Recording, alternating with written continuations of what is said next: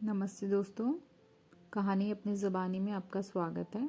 ये कहानी ऐसे जोड़े की जो एक दूसरे से बहुत सच्चे प्यार करते थे। एक लड़का था, वह काफ़ी गरीब था। उसके पास ना तो कुछ खाने को था और ना ही रहने को घर था। वह अपने दोस्त के घर रहा करता था। उसने एक छोटी सी कंपनी में पेंटिंग का काम करना शुरू कर दिया था।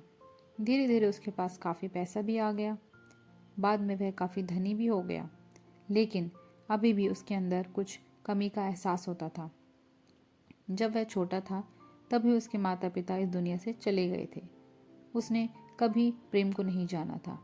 एक दिन जब वह अपने किसी काम से बाहर गया तो उसे एक लड़की दिखी जो कि काफ़ी अच्छी और खूबसूरत थी।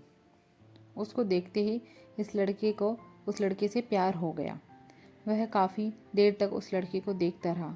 कुछ देर बाद वह लड़की वहाँ से चली गई। कुछ दिनों तक यह लड़का उस लड़की को खोजता रहा, लेकिन वह लड़की नहीं मिली। लेकिन नियति ने उस लड़की को मिला दिया। वह लड़की इस लड़के के घर काम की तलाश में आई थी। लड़के ने लड़की को तुरंत घर के काम के लिए रख लिया। जब वह लड़की इस लड़के से मिलने आई थी तो उस समय इस लड़के ने कुछ शब्द भी नहीं बोल पा रहा था, जिससे लड़की को लगा कि यह लड़का गूंगा है। लड़का भी जान गया था कि यह लड़की उसे गूंगा समझ रही है। इसके साथ ही साथ ये लड़की समझ गई थी कि ये लड़का इस घर में नौकर है। अब जब वह लड़का उस लड़की के पास जाता तो गूंगा बन जाता। धीरे धीरे वह लड़की इस लड़के पर काफ़ी रहम खाने लगी थी। अब उसे इस लड़के के लाचारी पर प्यार होने लगा था। लेकिन फिर वह लड़की एक बात से डर कर पीछे हट जाती थी। इस लड़की के भी माता पिता बचपन में ही मर चुके थे। इस लड़की को इसके चाचा ने पाला था और वह चाचा चाहता था कि वह जब तक जिंदा रहे ये लड़की उसके खाने और पीने का पैसा दे। लड़की का प्रेम हद से भी बाहर जाने लगा। लड़के के एक खांसी पर भी वह लड़की दौड़कर उस लड़के के पास पहुंच जाती थी। अब लड़का भी समझ गया था कि इस लड़की को मुझसे प्रेम हो गया है। लड़का भी बहुत ज़्यादा उस लड़की से प्रेम करने लगा था। उसने पहले लड़की के बारे में सब कुछ पता किया। जब उसे सब पता चल गया तो वह बहुत रोने लगा, क्योंकि उसने गूंगे होने का झूठ बोला था। वह लड़का दिन और रात रोने लगा। लड़की अपनी सैलरी में से लड़की का इलाज करवाने को कहती थी। एक दिन सुबह ही उस लड़के को पता चला कि वह लड़का हॉस्पिटल में भर्ती है। वह दौड़ते हुए जब हॉस्पिटल में पहुंची तो उसने देखा कि लड़का बेड पर बेहोश पड़ा है। उसके आसपास काफ़ी मशीनें लगी हुई थी।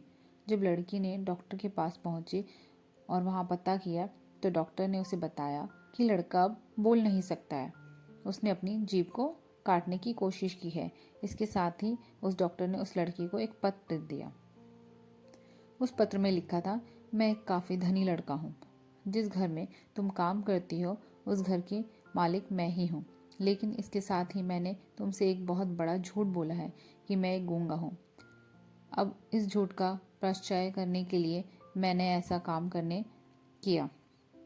इसके साथ ही तुम मेरे घर से मेरे मैनेजर से पैसे लेकर अपने चाचा को दे देना और एक नई जिंदगी की शुरुआत करना। अगर हो सके तो मुझे माफ़ कर देना, मैं तुम्हारा दोषी हूँ।